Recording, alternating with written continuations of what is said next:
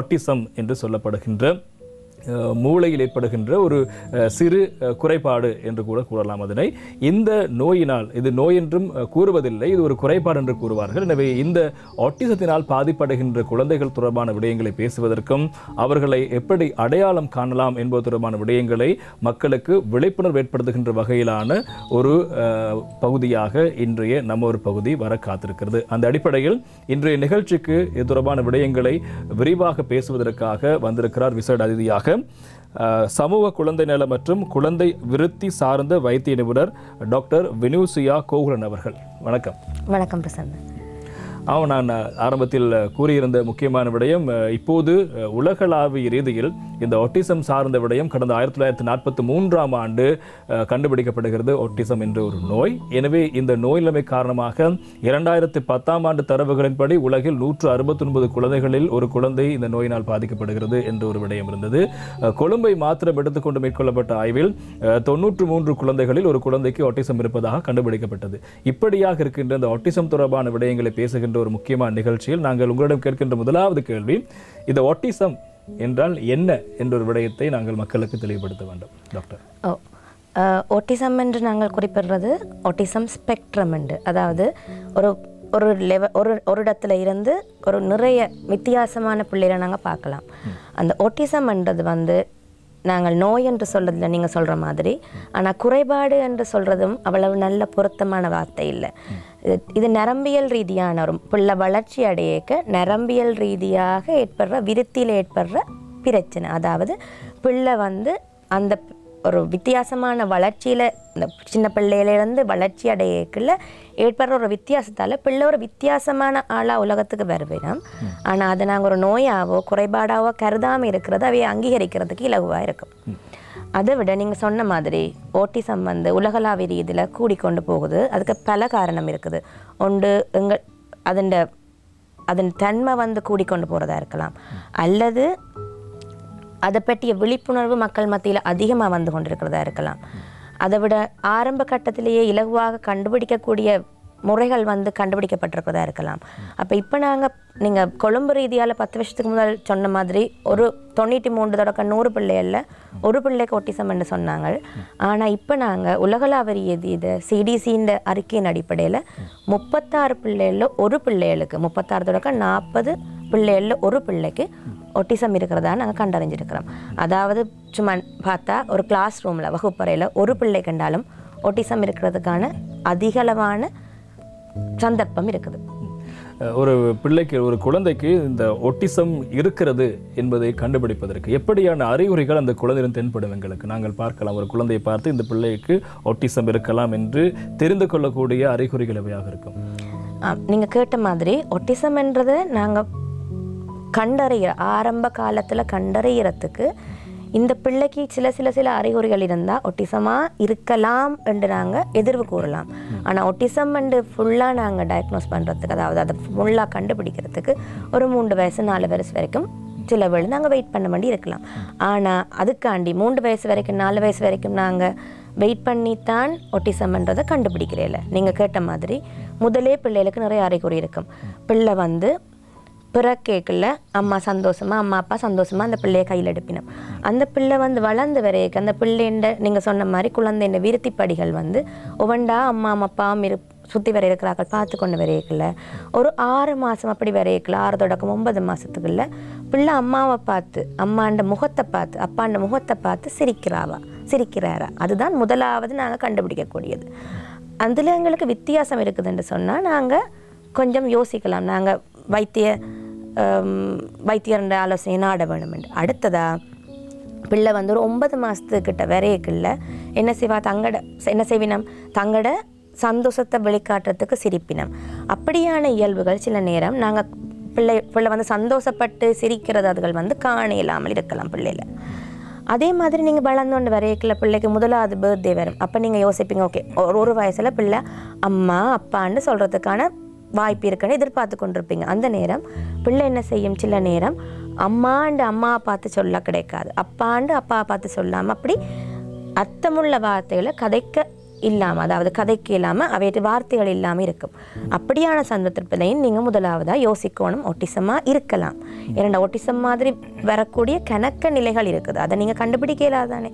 அப்போ அப்படி ஒரு நிலை வரைக்கும் நீங்கள் வைத்திய ஆலோசனையை எடுக்க வேணும். அதே மாதிரி சரி, ஒரு வயசுக்கு பிறகும் ஓகே அம்மா அப்பான்னு சொல்லிட்டினா, ஆனால் சில நேரம் அதில் ஒரு அர்த்தம் இல்லாமல் இருக்கும். அதுக்கு பிறகு ஒரு 18 மாதம் அப்படி கிட்ட வரைக்குள்ள வளமையாக பிள்ளை என்ன செய்வினோம்னு சொன்னால், தங்களுக்கு தேவையான ஒரு சாமான வார்த்தையை பாவிக்க முதல் உடல்ண்ட சைகையை காட்டி இப்படி பாயிண்ட் பண்ணி காட்டுவினோம். எனக்கு பால் வேணுமென்றதை பிள்ளை நெச்சா பால்ன்றதை அப்படி தொட்டு காட்டும். சில நேரம் பால்ன்ற வார்த்தையை பாவிக்காமல் அப்படி தனக்கு தேவையான சாமான்களை பாயிண்ட் பண்ணி காட்டலை என்றாலும் நாங்கள் யோசிக்கணும், சில நேரம் இந்த பிள்ளை ஒட்டிசம் இருக்கலாம் என்று. அதே நேரம் பிள்ளை விளையாடும், எப்படியும் சின்ன பிள்ளைன்னா விளையாடத்தானே வேணும். பிள்ளை விளையாடக்குள்ள நீங்கள் நிறைய டாய்ஸ் பண்ணி கொடுப்பீங்க, நிறைய விளையாட்டு சாமானில் பிள்ளை ஒரே ஒரு டாயோட ஒரே ஒரு விளையாட்டு சாமானோட மட்டும்தான் விளையாடும். சில நேரம் அது தனியாக விளையாடத்தான் விரும்பும். அம்மாவோ அப்பாவோ பிள்ளைக்கு சேர்ந்து விளையாட விரும்பினாலும் சரியாக சில நேரம் பிள்ளைக்கு விளையாட தெரியாமல் இருக்கும். ஒரு உதாரணத்துக்கு ஒரு காரை வேண்டி கொடுக்குறீங்க, காரை என்ன செய்வோம், நாங்கள் காரை உருட்டி விளையாடுவோம், மெட்டாலுக்கு மாற்றுவோம். அதுகள் சில நேரம் பிள்ளைக்கு அந்த நேரம் தெரியாமல் இருக்கும்.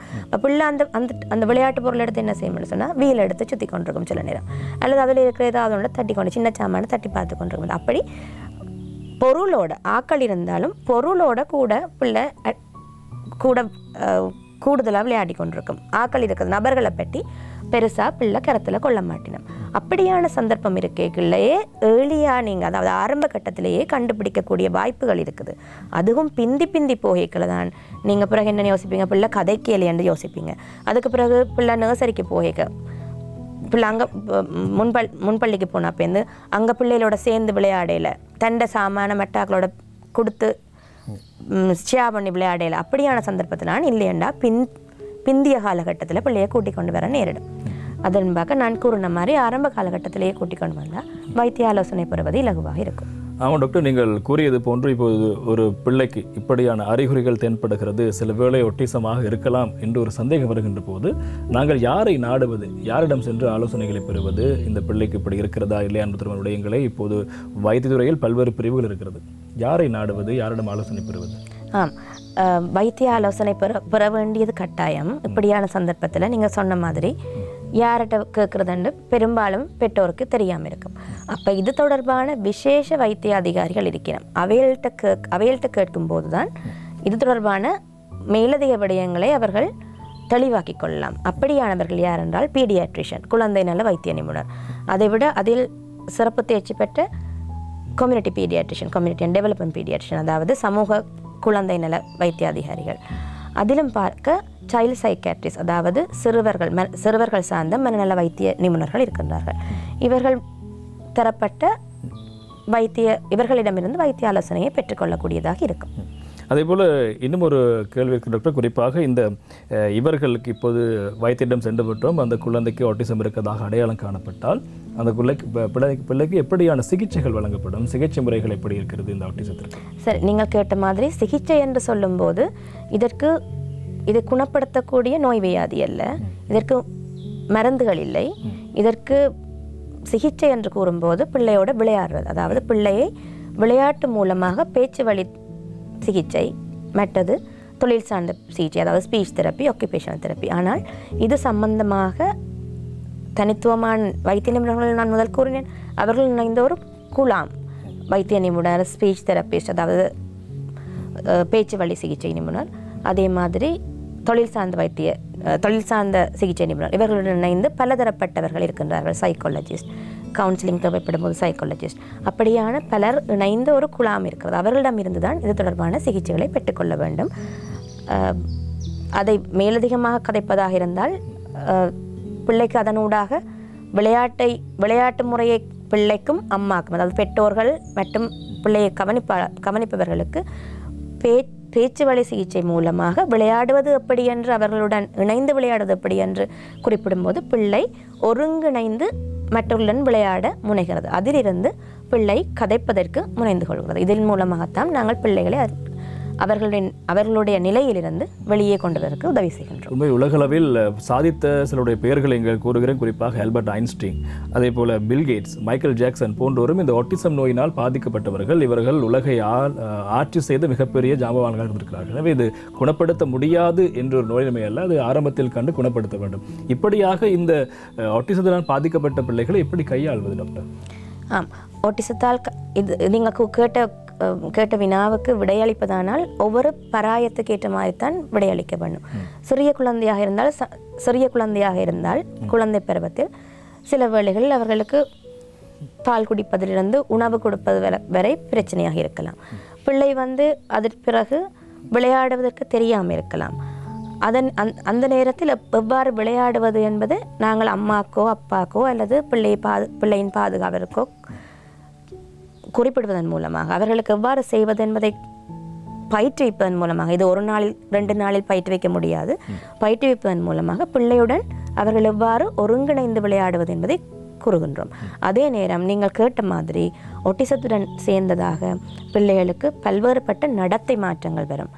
அவர்கள் நித்திரை கொள்வதில் பிரச்சனை வரலாம், அவர்கள் உணவு கையாளுவதில் பிரச்சனை வரலாம், முன்பள்ளிக்கு செல்லும் போது மற்றவர்களுடன் சேர்ந்து விளையாடாமல், மற்றவர்களுடன் இணைந்து ஒன்றை கண்டுகொள்ளாமல், அதே நேரம் அவர்களுக்கு கொடுத்து ஷேர் பண்ணாமல் இருக்கும்போது சில வேளைகளில் அவர்களில் கல்வி சார்ந்த பிரச்சனைகளும் வரலாம். அவ்வாறு ஒவ்வொரு வயதுக்கு ஏற்ற மாதிரி 12 வயது 13 வயது வரும்போது அவர்களுக்கு உளவியல் சம்பந்தப்பட்ட மற்றவர்களின் இமோஷன்ஸ், அதாவது மற்றவர்கள் எவ்வாறு சந்தோஷப்படுகிறார்கள், மற்றவர்கள் எவ்வாறு கவலைப்படுகிறார்கள், அப்படியான நிலைமைகள் அவர்களுக்கு தெரியாமல் இருக்கலாம். அப்படி ஒவ்வொரு பராயத்தில் வித்தியாசமான அறிகுறிகள் தென்படலாம். அந்த வேளைகளில் அதற்குரிய நிபுணத்துவம் வாய்ந்தவர்களின் மூலமாக அவர்களுக்கு ஆலோசனை வழங்கி அவர்களை வழிகாட்ட முடியும். அதன் மூலமாக அவர்கள் தங்களது வாழ்க்கை காலத்தை இயல்பு நிலைக்கு கொண்டு செல்ல முடியும். ஆனால் ஆரம்ப கட்டத்திலேயே அதை கண்டறிவதுதான் புத்திசாலித்தனமான வழி. நிச்சயமாக இந்த ஆட்டிசம் என்பது அதாவது ஒரு குறைபாடு என்று கூறக்கூடாது என்பதாக வைத்திருக்கூறியிருந்தால், எனவே நிச்சயமாக அது குறைபாடு அல்ல. அதனை சரியாக அந்த பிள்ளைகளை கண்டறிந்து வழிநடத்துவதனூடாக அந்த பிள்ளை பயிற்றப்பட்ட குழந்தையாக முன்னோக்கி செல்வதற்கான சாதனைகள் நாங்கள் ஏற்கனவே கூறியது போன்று மைக்கேல் ஜாக்சன், ஆல்பர்ட் ஐன்ஸ்டீன் உள்ளிட்ட இவ்வாறானவர்கள்லாம் அதில் பாதிக்கப்பட்டு வெளியில் சாதித்தவர்கள். எனவே அப்படியாக உங்களுடைய பிள்ளைகளையும் இப்படியான நிலைமைக்கு உள்ளாகி இருந்தால் சாதனையாளராக மாற்றக்கூடிய வாய்ப்பு இருக்கிறது. சரியாக அடையாளம் கண்டு சிகிச்சை அளிக்க என்பதுதான் முக்கியமான விடயமாக இருக்குது.